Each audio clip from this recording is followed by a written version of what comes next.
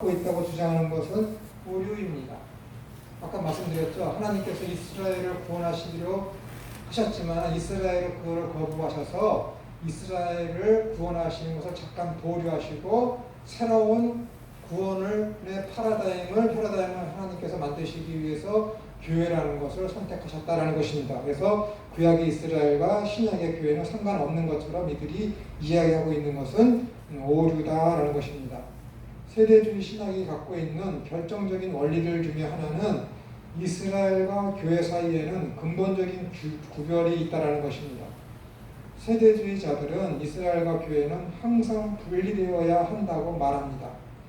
성경이 이스라엘에 대해 말할 때는 그렇다면은 사도행전 7장에서 스데반 집사가 이야기하고 있지 않습니까?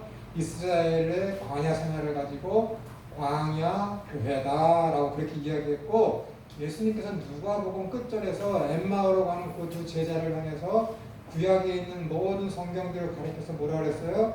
나에 대해서 증거하고 있는 것이다 라고 이야기하고 있습니다.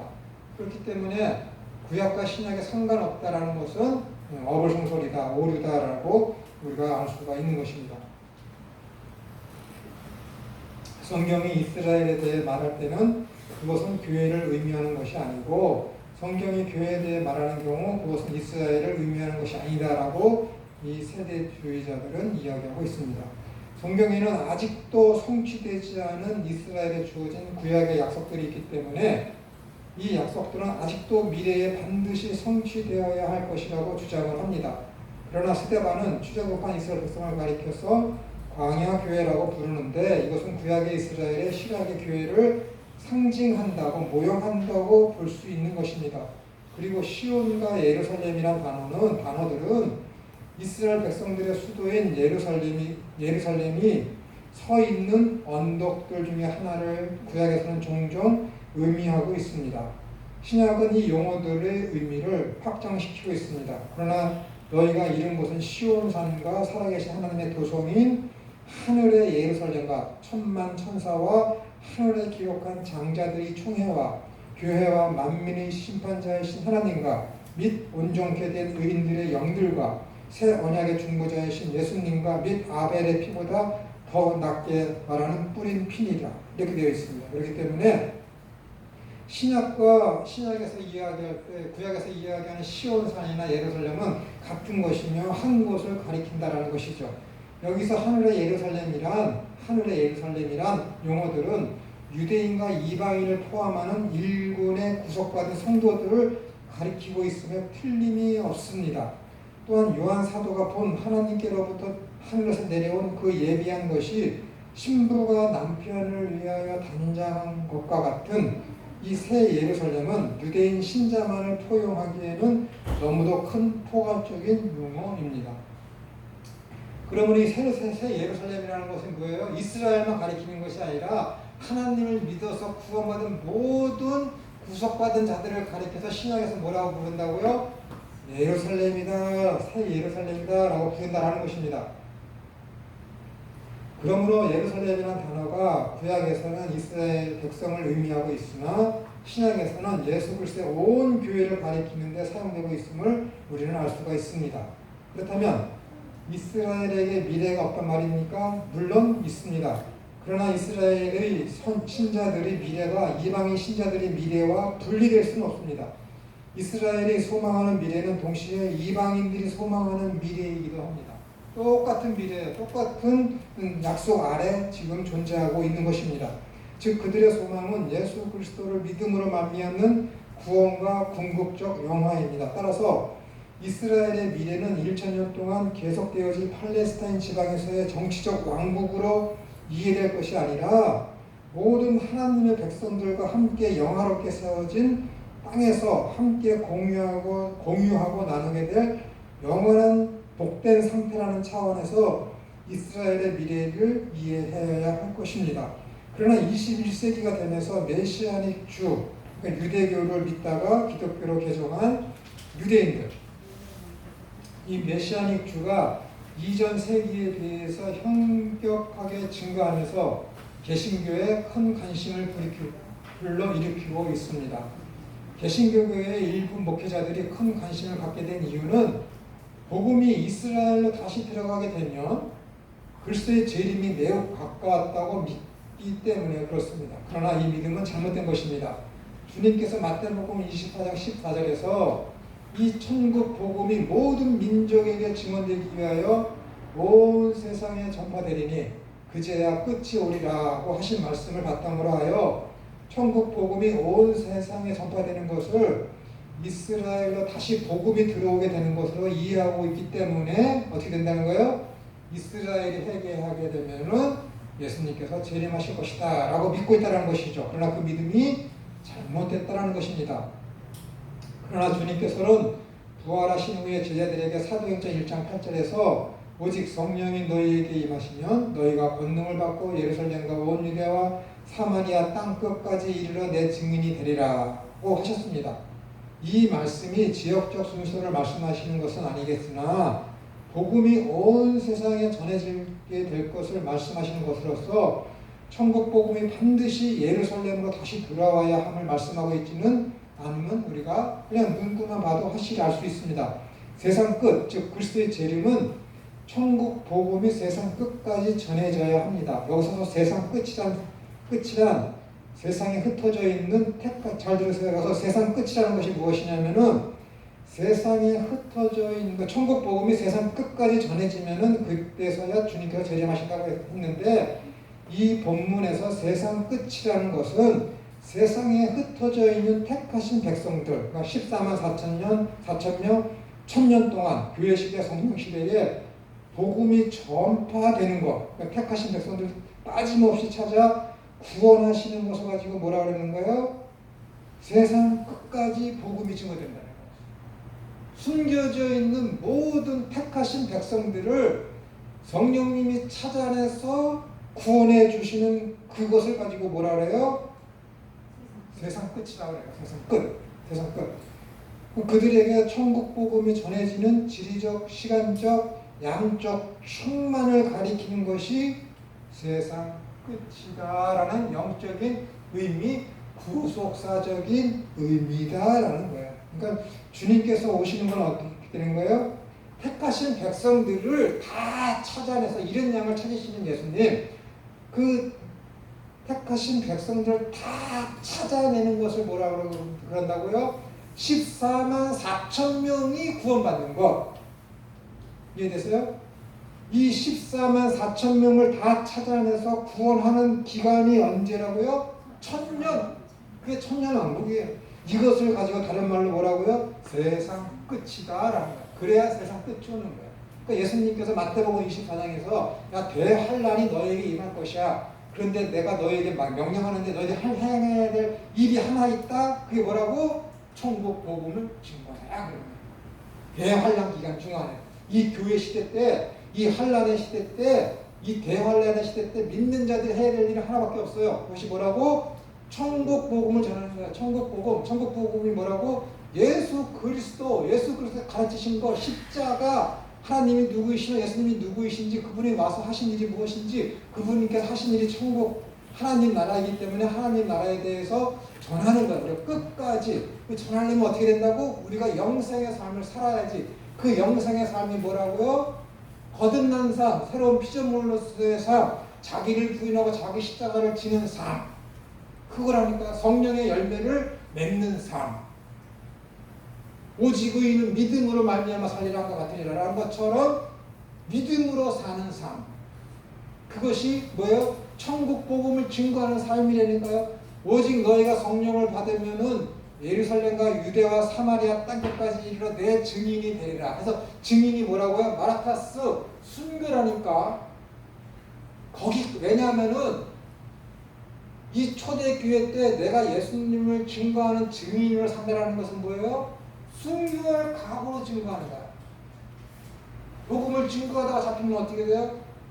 예수님의 12제자가 다 순교당했잖아. 그래서 이 순교라는 단어가 곧 뭐예요? 내 증인이라는 단어가 순교라는 단어랑 똑같은 거예요, 여러분.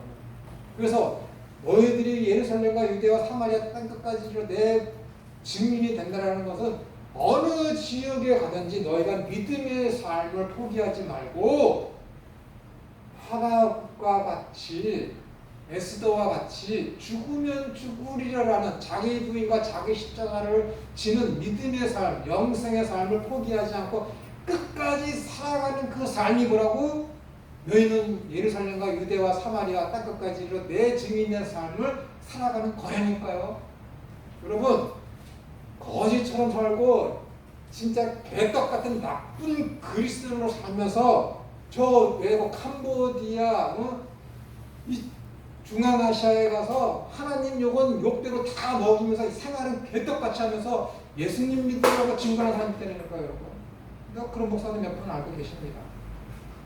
옷 좀 보내달라고, 옷, 자기 이름 명성 넓히려고. 근데 캄보디아나 이런 라오스 같은 사람들이, 그 사람들이 어떻게 되는지 아세요? 교회가 하도 가서 물건 뿌리고 돈으로 그들을 사서 교회에 데려오니까는 불교도 그거를 티를 내, 똑같이. 그들 돈 많잖아, 불교. 그들의 4월 초팔 한 번 걷는 헌금이 우리나라 교회가 1년 동안 걷는 것보다 맞먹는다며. 그런 헌금을 걷는 그 불교가 그 나라에서 우리 기독교가 하는 것처럼 똑같이 전환되니까. 그러면 그 사람들이, 교회에 나왔던 사람들이, 이 교회에서는 공책 10권을 줬는데 저쪽 불교 가니까 공책 15권 준대. 다 끌려가는 거야. 복음은 증거하지 않고 사람들 돈으로 산다니까. 그 사람도 굴떡같이 하고, 잘하는 사람 많아. 근데 진짜 저게 선교사 하면 안 될 놈이 거기 가서 선교사라고 있는 사람, 한국에서는 목회를 못하니까는 거기 가서 선교사 하는 사람 종종 있습니다, 여러분. 그런 사람들 안 되는 거예요, 여러분. 그거는 너희가 예루살렘과 유대와 사마리아 땅끝까지 이르러 내 증인이 되라는 것은 죽도록 충성하라는 것처럼 죽음을 일사각오의 정신으로다가 믿음으로 가지고 복음을 증거하라는 거야. 복음의 삶을 너희들이 살아내라라는 거야. 내가 중국에 가서 매를 맞으면서 복음을 증거하게 된 것은 하나님이 너 감당할 시험만 허락했으니까 감당할 수 있으니까는 내가 믿음으로 그것을 감당할 수 있으니까 나를 지금 그 상황에 있도록 하나님이 허락하신 거예요. 기쁘게 감당을 해야지. 도망치면 안 돼. 요나처럼 되는 거야, 그래. 요나처럼.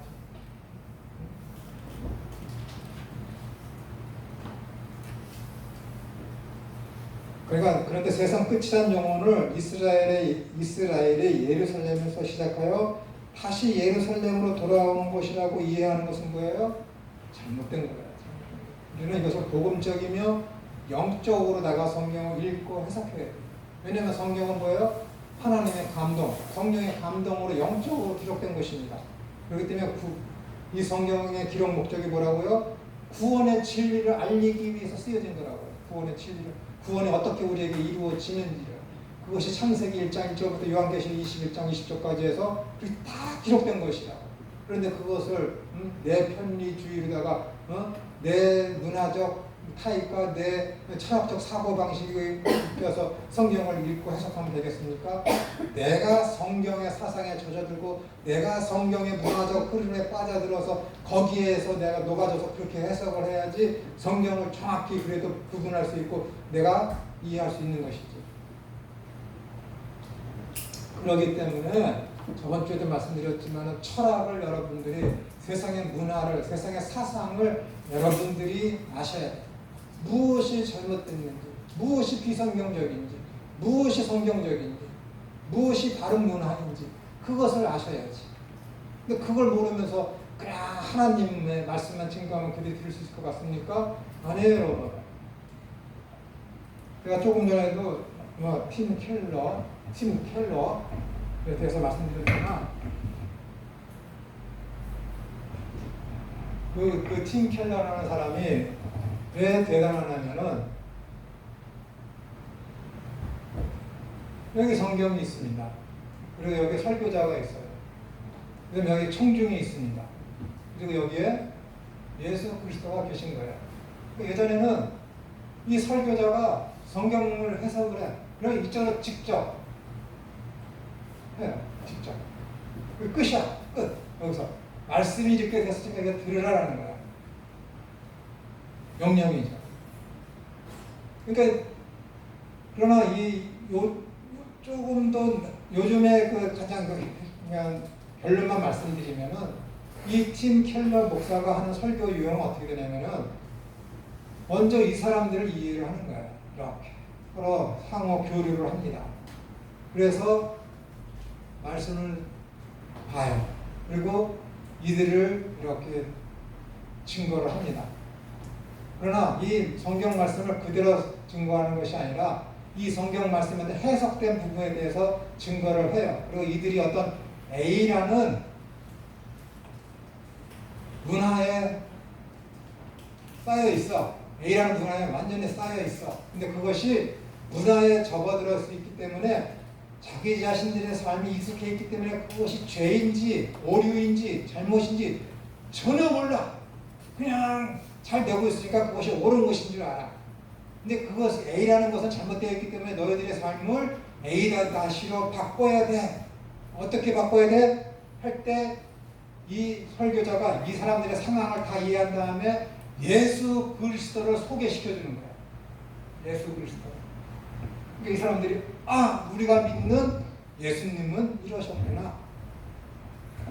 그리고 뭐예요? 성경도 이야기했다. 성경에서 너희의 가지고 있는 문화, 사상, 배경, 너희들이 지금 하고 있는 거, 마음먹는 거, 동기, 너희들 잘못됐어라는 것을 말씀으로 지적을 했죠. 여기서 끝나면 안 된다니까.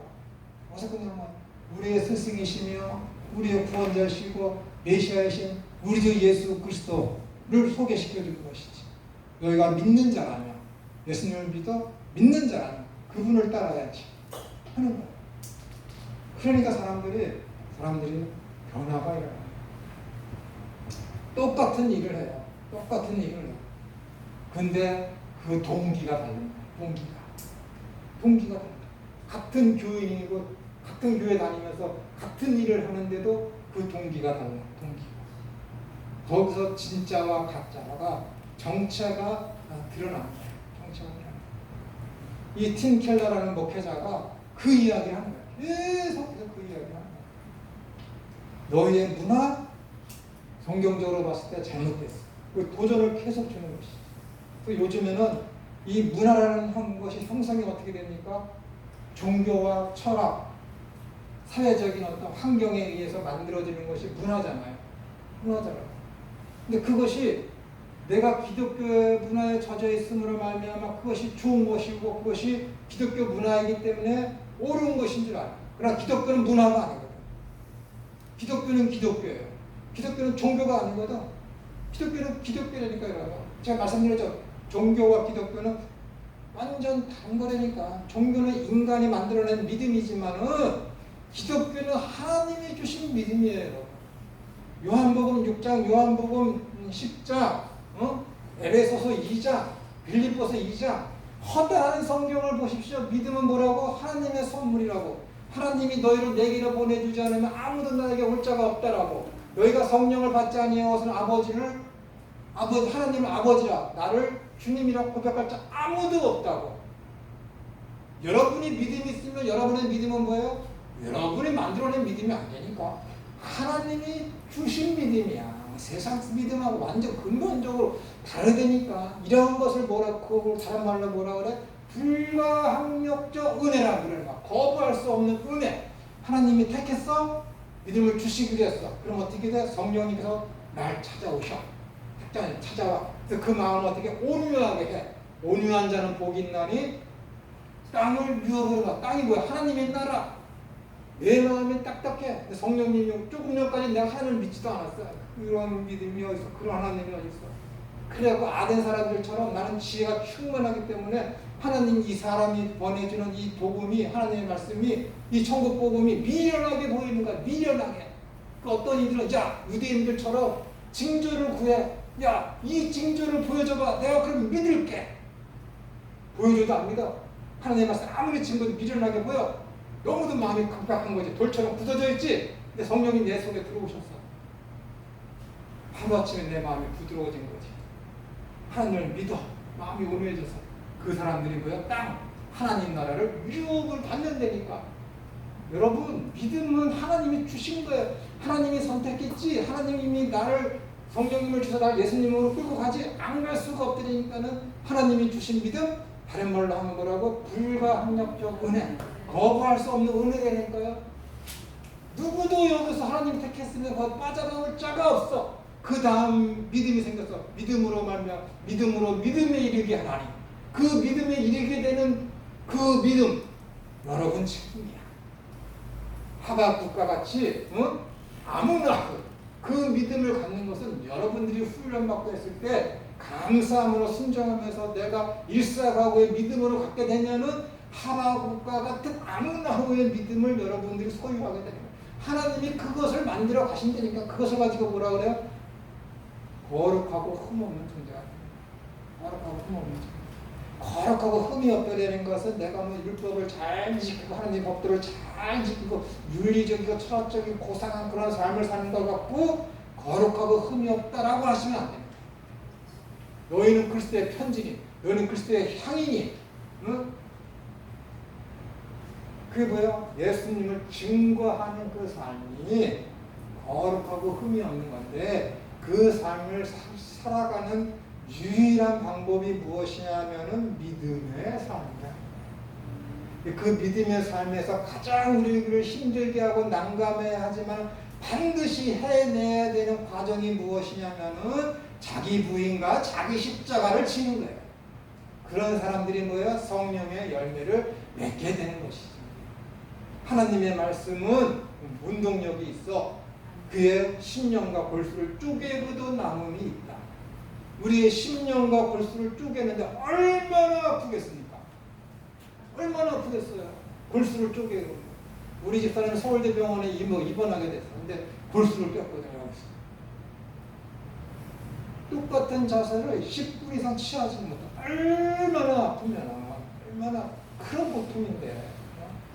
심령과 골수를 쪼개고도 남음이 있는 하나님의 말씀.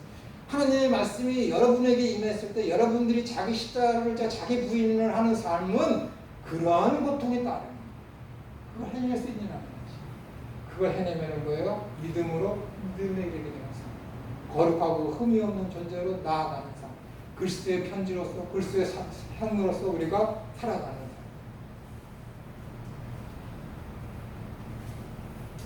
그것을 살아내는 것이 이 종말에 우리에게 주어진 그리스도의 증인된 자로서의 삶을 넉넉히 감당할 수 있는 아주 기초적이며 기본적인 자세입니다.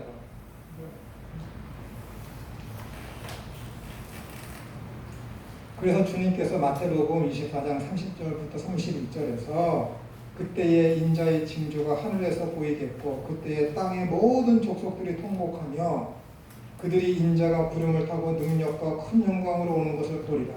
그가 큰 나팔 소리와 함께 천사들을 보내리니 그들이 그의 택하신 자들을 하늘 이 끝에서 저 끝까지 사방에서 모으리라. 여기 다 나오잖아요. 택하신 자들을 뭐라고요? 이 끝에서 저 끝. 이 끝에서 저 끝. 세상 끝이 뭐라고요? 하나님의 택하신 백성들을 다 쳐서 구원해서 14만 4천 명이 채워지는 것. 1000년 기간 동안. 그것을 천년왕국 기간이며 그것이 세상 끝이라니까. 여기 이것처럼 더 아주 확실하게 세상 끝이 무엇인지를 보여주는 단어가 본문이 어디 있습니까? 그의 택하신 자들을 하늘 이 끝에서부터 저 끝까지 사방에서 모으리라. 이 본문에서 지금 우리가 논의하고 있는 주제와 관련하여 주목하여 볼 내용은 그의 택하신 자들을 하늘 이 끝에서 저 끝까지 사방이라는 단어입니다. 주님께서는 천사들을 보내 택하신 자들을 사방 끝에서 모으신다는 것입니다. 그러므로 천국 복음이 세상 끝까지 전해져야 한다는 것은 복음이 다시 이스라엘로 돌아오는 것이 아닙니다. 그리고 이 복음은 택하신 백성들 모두에게 전해지는 때까지를 얘기합니다. 전해지는 때까지.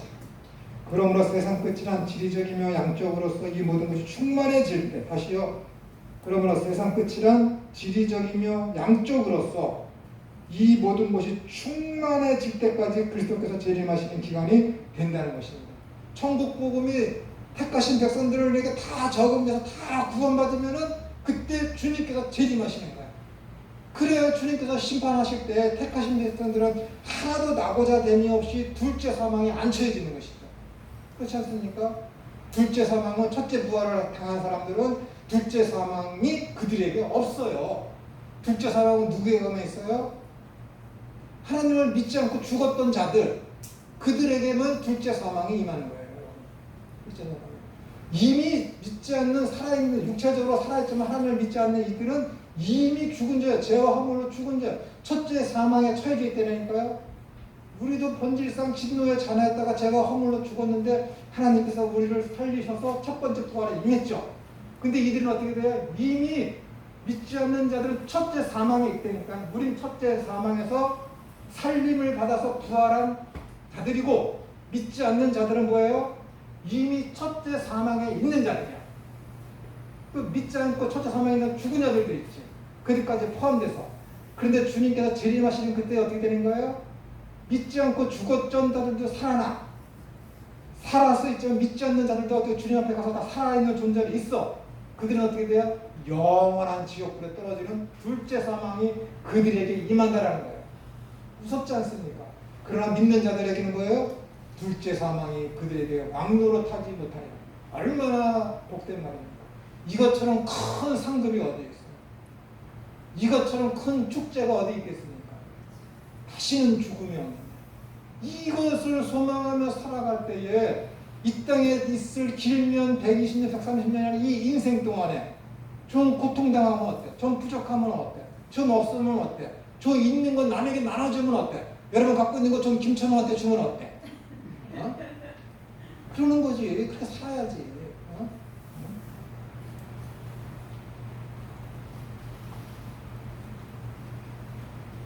주님께서는 천사들을 보내어 택하신 자들을 사방 끝에서 모으신다는 것입니다. 그러므로 천국 복음이 세상 끝까지 전해져야 한다는 것은 복음이 다시 이스라엘